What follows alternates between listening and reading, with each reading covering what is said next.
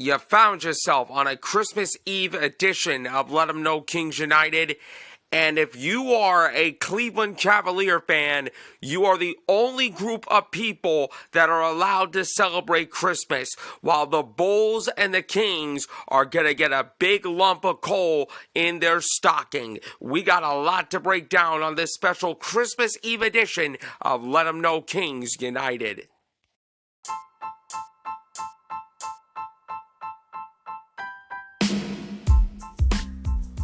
And now, ladies and gentlemen, it is that time for the post-game reaction podcast of the Cleveland Cavaliers, Sacramento Kings, and the Chicago Bulls. This is Let 'Em Know Kings United.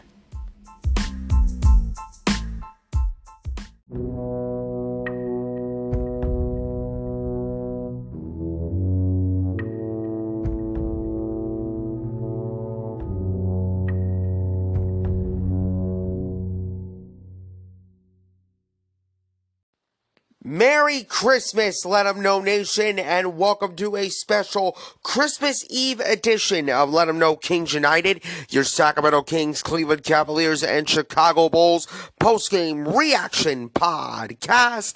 And I am your host, Skylar Weisberg. Thank you so much, as always, for tuning in to today's special edition. You can find Let 'Em Know Kings United, which is 100% completely free and available on Amazon Music, Google Podcasts, iHeartRadio, Spotify, Radio Public, Pandora, and wherever else you want to listen to this show. Give the show a follow on those platforms. If you can, please turn on your notifications so you know about the next episode.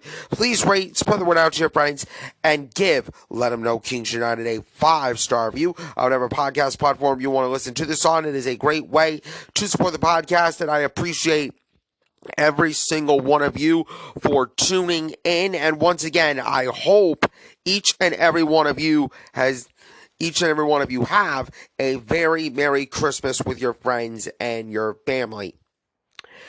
I want to make something perfectly clear before we get started breaking down these games.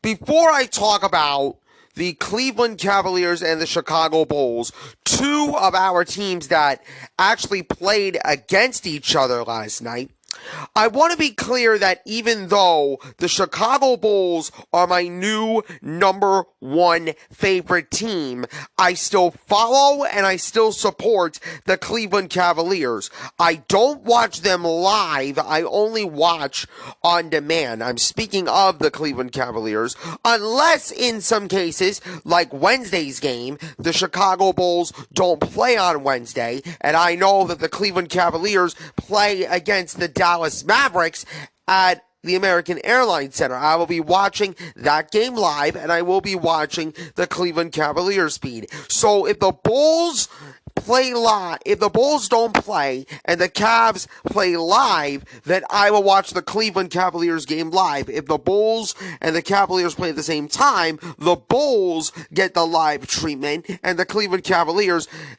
get an on-demand viewing for me, but I'm still covering both teams on this podcast. I want to set the record straight because some of you might be thinking, why am I all in on the Chicago Bulls and I'm supposed to be all in on the Cleveland Cavaliers? I support both teams, okay? It's just in a different way. That being said, though, the Cleveland Cavaliers simply kicked the Chicago Bulls' ass. I mean, if there was a Grinch that stole Christmas for all of Chicago, it was Max Strus. Max Strus, the former one-time Chicago Bull, he started his career with the Chicago Bulls, then he teared his ACL and he was out for the season. Then new ownership and new management came in for Chicago, and they said, you know what, this Max Strus guy, we're going to leave him. We're going to let him go. What did he do? He went to Miami for a couple of years, and he thrived under the culture of Eric Spoelstra.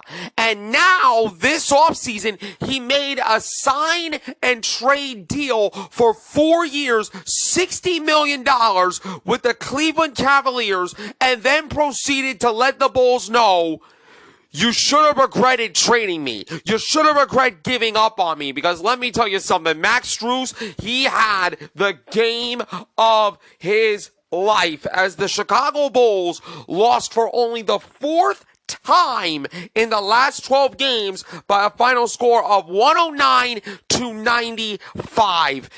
I would say that this was a good win for Cleveland, and it is, but it is a horrible and disgusting loss for the Chicago Bulls, because let me tell you something. The Cleveland Cavaliers were without not one, not two, not three, not four, but you can say 5 players, but 4 specifically that were big parts of the rotation for the Cleveland Cavaliers. I mean, we all know that they were without Darius Garland and Evan Mobley for the foreseeable future. Just before the game, they were without Karis LeVert, who was dealing with knee soreness, and we all know that Ty Jerome was, or left knee tendonitis, for, to be specific, for Karis LeVert, who was listed as questionable just before the game. And now we all know that Ty Jerome, is out due to, his, ankle. Despite that, the Cavaliers have won 4 of its last 5 games. And you're probably thinking, how do the Cleveland Cavaliers do it despite the fact that they have no Darius Garland, despite the fact they have no Evan Mobley, despite the fact that they don't have Karis LeVert? It's a next man mentality. And that's what Max Strus said after the game. Next man mentality. Had a lot of guys step up, a lot of multiple efforts, and a rookie was sensational. And that rookie that Max Strus was talking about was Craig Porter Jr., who is currently on a 2-way contract with the Cleveland Charge of the NBA G League. After this performance by Craig Porter Jr., I say sign him to the main roster. I say sign him right now, because he and Amani Bates made big impacts in this game against Chicago. And the one coach that was impressed or was proud was J.B. Bickerstaff. And J.B. said something about the Cleveland Cavaliers, even though they're without Darius Garland, Evan Mobley, Donovan Mitchell, and Karis LeVert, the quartet combined to average 78 points. And yet, the Cavs won this game without those guys. JB said it's the grit and the physical and mental toughness. It's one of those things where a group of guys just don't want to disappoint one another. So they went out and played the game purely on both ends of the floor. But it just speaks volumes of the character and commitment to each other. The biggest stat that I took away from this game was the fact that the second chance points and the offensive rebounding helped the Cleveland Cavaliers in a big way and killed the Chicago Bulls in a big way. I hate to say it, and I hate to be a Grinch, but this was a trap game for Chicago. This was clearly a trap game, and I understand that the Chicago Bulls played 4 games in 6 nights where they took on the San Antonio Spurs, which barely they won despite the big fourth quarter. They played a complete game against the LA Lakers, and then they went to Philly on the road and held on to beat the 76ers. I understand that road was extremely tough, and I truly get it. I truly get where the Chicago Bulls are coming from, but you have to bring it every night. And I think the Chicago Bulls are exposed in many different areas. Number one, the rebounding and the willingness to lock in defensively. I think Chicago has not done that. They have not done that in this game, even though they were without the Cleveland Cavaliers were very shorthanded, and they were without 4 of their best players. Cleveland came in here and probably played the most complete 48 minutes that I've ever seen the Cleveland Cavaliers play. I mean, sure, the Chicago Bulls at times took a slim lead, but that lead that the Bulls had was completely short-lived because the Bulls, they looked tired. They looked tired. I didn't see any energy. I didn't see any fight. I didn't see any heart. I didn't see any willingness to play the game. It was almost like they went back to the old ways where Zach LaVine was on this team and they became selfish. I mean, I get it was a hard night. I understand the 4 games and 6 nights, but you have to KYP. You have to know your personnel and lock in to win this game. The Bulls did a terrible job of reading the scouting report. They didn't know that Max Strus was a capable three-point shooter. They didn't know that Tristan Thompson was able to grab every single offensive rebound that you could ever imagine. I mean, Tristan Thompson simply outworked Andre Drummond and Nikola Vucevic tonight. And I know that's probably hard to believe because Andre Drummond has drastically improved on the offensive rebounding, and Nikola Vucevic at times has played really good games, and he did a really good stat line. But the thing was, the Cleveland Cavaliers came out with more energy, more poise, more fight, and even though they were shorthanded, they looked like a complete basketball team. I think the Chicago Bulls should be lucky this Christmas that they are still in 10th place in the standings. They should be lucky that they're still in the play-in spot because Atlanta found a way to lose against the Memphis Grizzlies, and the Raptors found a way to lose their game too. But this is a tough lesson that the Chicago Bulls needed to learn and needed to learn the hard way. I think, in the words of J.B. Bickerstaff last year, and let me see if I get this right. The Chicago Bulls did not respect the game. It's that simple. They did not respect the Cleveland Cavaliers at all. I think, for the most part, Chicago took Cleveland lightly.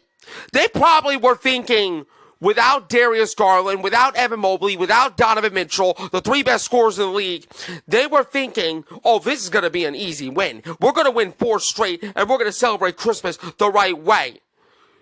You messed around, and you found out the hard way.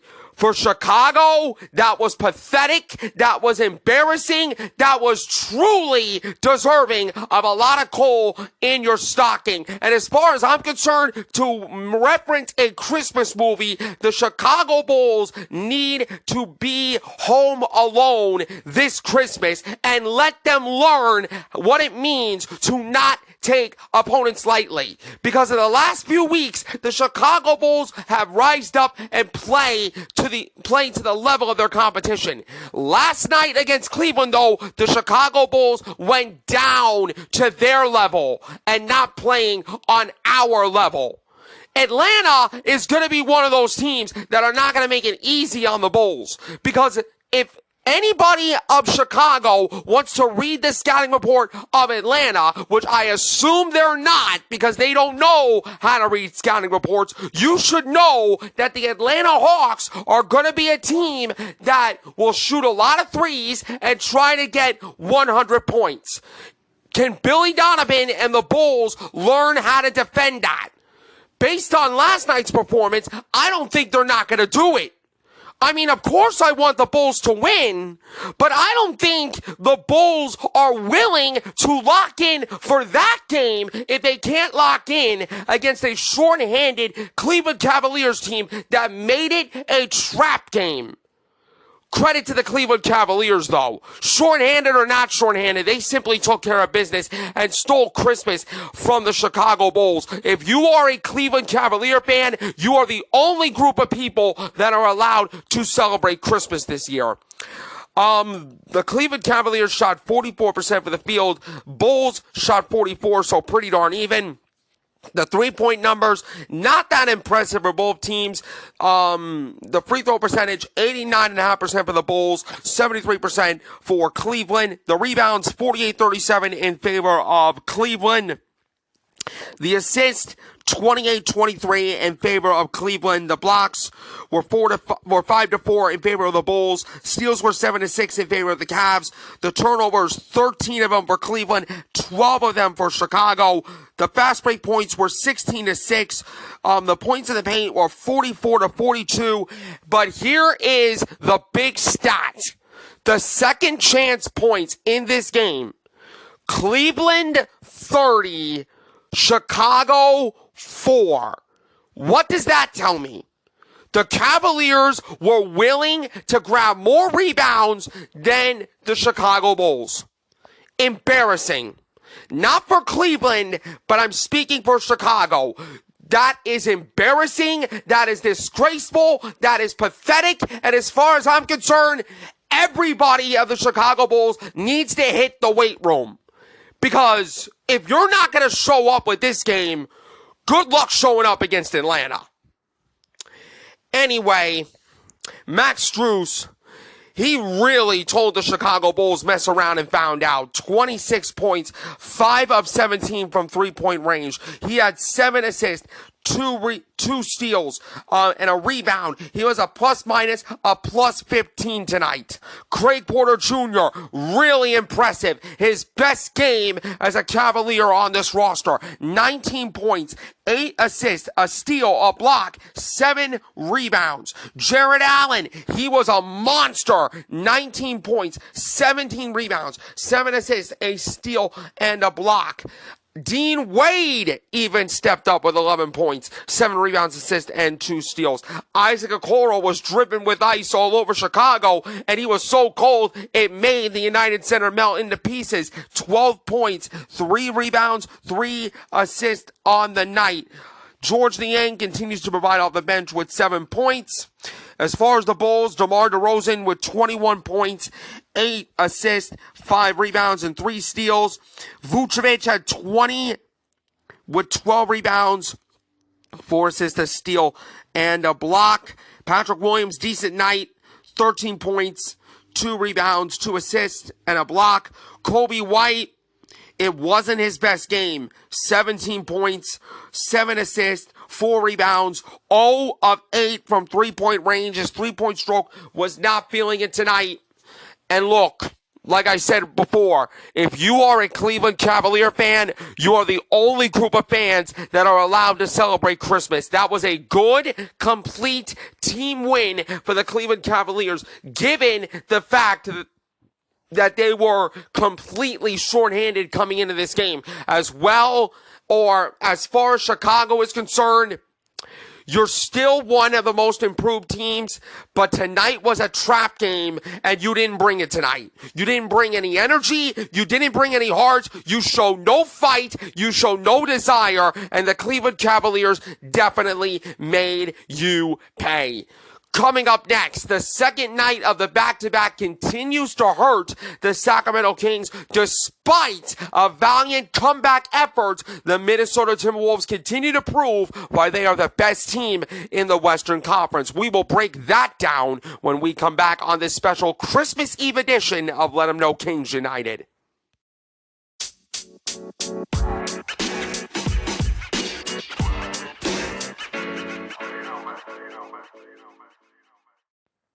Welcome back to a special Christmas Eve edition of Let 'Em Know Kings United. And the one thing that I will say about the Minnesota Timberwolves victory over the Sacramento Kings 110-98 is that was a masterclass on how you play defense. This Minnesota team is a problem, especially on defense. They were coming into this game limiting teams to 30 points in a quarter. The Kings did not score 30 points in all 4 quarters in this game. They scored 20 points in the first quarter, 27 points in the second quarter, 23 in the third, and 28 in the last quarter. Meanwhile, Minnesota scored 28 points, 31 points, 22 points, and 29 points in all 4 quarters. And coming into this game, there was a very, very key matchup that I was really excited and really looking forward to. It was Anthony Edwards and Rudy Gobert for the Minnesota Timberwolves versus De'Aaron Fox and Domantas Sabonis for the Sacramento Kings. And clearly, the winners of the match were Anthony Edwards and Rudy Gobert. They were an absolute problem all night long for the Minnesota Timberwolves. Anthony Edwards, Ant-Man, the guy who said that he loves to play at the Golden One Center. He completely lit it up. 34 points and 10 assists. The Stifle Tower, Rudy Gobert, who the Minnesota Timberwolves were also shorthanded as well without Karl Anthony Towns. He finished with 21 points and 17 rebounds on the night. It wasn't just him that stepped up. It wasn't just Anthony Edwards that stepped up. Jaden McDaniels stepped up big time with 20 points. Kyle Anderson scored 10 for the Minnesota Timberwolves in place of star center Karl Anthony Towns, who set out this game in knee soreness. Minnesota improved to 22-6. They are now tied with the Boston Celtics for the best record in the NBA. I still think this is fake stats. I still think Minnesota is not real. I mean, they have a really good start to the year. I will give Chris Finch a whole lot of credit. That team is a defensive problem for anybody. And as far as I'm concerned, it is a matchup nightmare for anybody in the NBA right now. But 22-6, I don't believe that. Number one in defensive rating, I believe. The second best team in net rating, I don't believe that. They are number one in opponent field goal percentage from three, I don't believe that. There's a lot of things that I really don't believe about the Minnesota Timberwolves right now, but what I do believe is this team is a defensive problem. Mike Connolly said, I think it's starting to hit for a lot of us. We've always kind of felt we could compete with anybody. Now we've won a whole bunch of different ways. We learn to win and come back late in games. When you take a step back and look at it, that's a recipe for success on how to win later in the season. We're going to continue to grow, and guys are going to continue to learn from what we've done so far.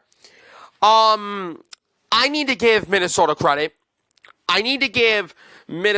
Because they were clearly head and shoulders above the Sacramento Kings tonight.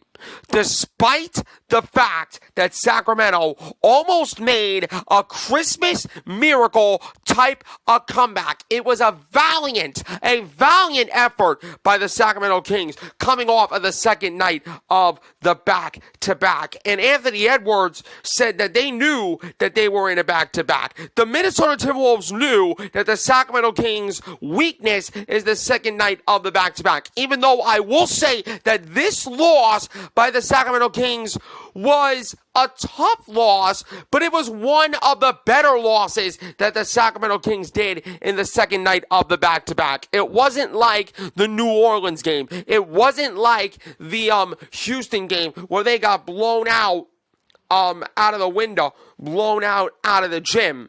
The Sacramento Kings put up a very valiant fight, but they were without a spark plug. They were without a very key piece, and that was Malik Monk. I don't know why Malik Monk was out of the game, but I knew in the back of my mind as soon as I saw Malik Monk in street clothes, Minnesota is going to run away with this game, because without Malik Monk, the Sacramento Kings do not have energy. Without Malik Monk, the Sacramento Kings don't have any poise. Without Malik Monk, the Sacramento Kings are not going to compete. The Kings need to make a priority to re-sign Malik Monk at the end of the season. I don't care how you do it. I don't care how you do it, Monty McNair. I don't care how you do it, Mike Brown. You need to get Malik Monk back on the Sacramento Kings roster as soon as possible. The Kings shot 8 of 33 from three-point range. The fewest three-pointers they made in a game this season. The Timberwolves out-rebounded the Kings 43-40 and forced 11 turnovers. De'Aaron Fox, who finished with 27 points and 6 assists, said they're long and athletic. They get you off the line, and having Rudy Gobert, that makes you think twice about getting to the rim. Domantas Sabonis, for the most part, held his own. He finished with 17 points, 10 rebounds, 10 assists. Guess what? Another double-double, another triple-double, I should say, for Domantas Sabonis. After the Kings cut their deficit to 11, Minnesota went on a 12-2 run to open the period. And Sacramento was this freaking close on making a comeback that you have to see to believe. They trimmed it to a 5-point game on a layup by Trey Lyles with 2 minutes left. And we all thought that Sacramento was going to pull off a Christmas miracle. But turns out it was a lie. It was a farce, because in the next possession, Trey Lyles threw it away, and that was stolen by Anthony Edwards, that threw down a nasty dunk that ultimately sealed the game. And speaking of nasty dunks, Rudy Gobert, I hope your nose is okay, because Domantas Sabonis puts you on a Christmas poster that I need in my stocking, and I mean now. As far as the run, Anthony Edwards said we knew that they were going to make shots and the crowd was going to get into it, but as long as we got into our stuff, we were going to be all right. And Minnesota stayed the course. The Timberwolves stayed the course. They stayed in their defensive system. They got timely stops. Anthony Edwards, Rudy Gobert continue to cook the Sacramento Kings. And right now, Chris Finch is my pick to win Coach of the Year. I mean, there's 3 coaches that might win Coach of the Year this year in the NBA. Chris Finch is one of them. Joe Mazzulla is another. And I guess you could say Jamal Mosley from the Orlando Magic, but right now Mazzulla and Finch clear Jamal Mosley for Coach of the Year. But despite all of that, a very valiant and very gritty effort by Sacramento trying to make a comeback. I will give them credit to where credit is due on that. But Minnesota was just too much to bear for Sacramento, especially early on when they got into a big lead and it was a big deficit for Sacramento to come back from.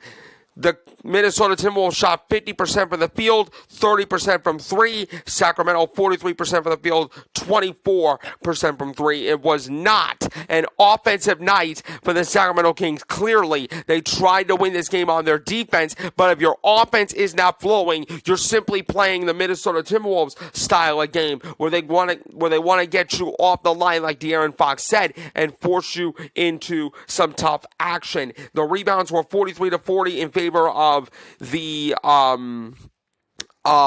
Minnesota Timberwolves. The assists 31-23 Minnesota, steals 10-9 Sacramento, 5-2 on the blocks for Minnesota, 12-11 on the turnovers. The fast break points 28-5 for the Minnesota Timberwolves. That won the game right there. And the points in the paint 66-52 in favor of the Minnesota Timberwolves. This Timberwolves team is a freaking problem. I said that this was fake stats about how they were the best record in the West, but right now, this team is a freaking problem. Anthony Edwards, he is a bad man. 34 points, 10 assists, a steal, a block, and 5 big rebounds. Rudy Gobert, 21 points, 17 rebounds, assist, and 2 blocks. Anderson, who stepped up with 10 points with 5 assists and 5 rebounds. Jaden McDaniels, 20 points, 4 steals, 5 rebounds, and also an assist and a block. Off the bench, Naz Reid with 6 points, 2 rebounds, 2 assists, and 2 steals. De'Aaron Fox, he tried to hold his own, 27 points, 6 assists, and 4 rebounds on the night. He also had 2 steals. Keegan Murray, 20 points, 7 rebounds, 3 assists, a steal, a block, and 3 steals. Kevin Huerter, he's in a slump.